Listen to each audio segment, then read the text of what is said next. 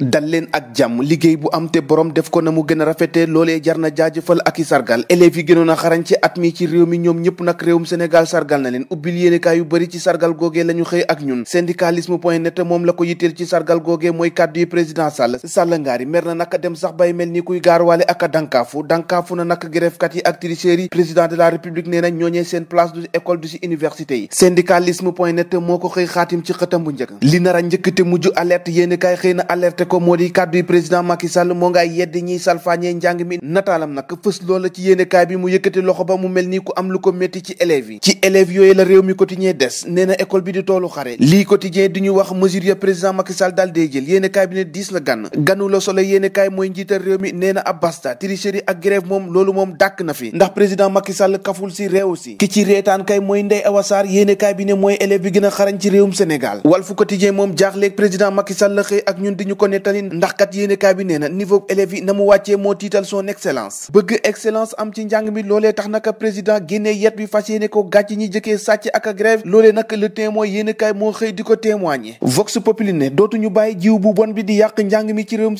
Sénégal ak ña ko jiite président ak i piom ku nekk naka di wër-wërloo si ginnaawam tax mu ne la guerre de survie source a ne Diouf Sarr ay gëtam yépp fi mu ne nii ci élection locale yi la ko teg keneen ka ko fa teg di Amadou Ba borom Parcelles Assainies wax na nag ay mbébétam lépp nag ci biir yéenekaay bi di Dakar Times le quotidien xëy addu ci lëngoo ko kuje gi ndax dañoo ragal Macky Sall waaye itam ragal nañu nguur gi féewale leen loolee lépp tax nag Walfadjri yéenekaay ne jàmmaarloo bi moom leer na nañ li leeragul kay l'observateur xëy na di ñu ko nettali nee na ndaw ñi daal caaxaanuñ ci seeni carte yi daaf di bërëb boobee ñuy defaree carte d'identité nag ci jamono ji moo ngay xar ndax lu tolloo ko 4700 carte d'identité la ñuy defar par jour waxaale wuñu commission locale yi nga xamante ni jot nañ koo samp leneen lu samp ba ñëpp di ko waxtaane mooy arnaqueur yi nga xamante ni ñoo ngi dëkkee arnaqué borom kër yi ak seeni compteur robinet loolee lépp nag yéenekaay bi di 24 heures xëy na wax si ñu wax ci coono gu métti gi nga xamante ni soxna yi nampal ba noppi di liggéey ñoo ngi koy dund si jamono ji enquête loolee la xëy di enquêté waaye nag la mu ca gis rek moo di ñu bëri nag léeg-léeg dañuy bàyyi seen liggéey bi ngir mën a nampal seeni doomi réew mi di gayndek Sénégal yi nag xam nañu ñañu bokk ak poule di Zimbabwe Guinée ak Malawi record yéenekaay bi ne Sénégal ci groupe nooy neex bi la bokk ki bokkul ak ñu bëri gis-gis nag moo di doomi réew mi di gayndek Sénégal gi di El Hadji Diouf moom nag la mu xamle rek moo di Sénégal dina jël coupe d'Afrique bi ci atum 2022 foofee ca Cameroun kon ñoo ko déggandoo jàngeen jëf ba ëllëg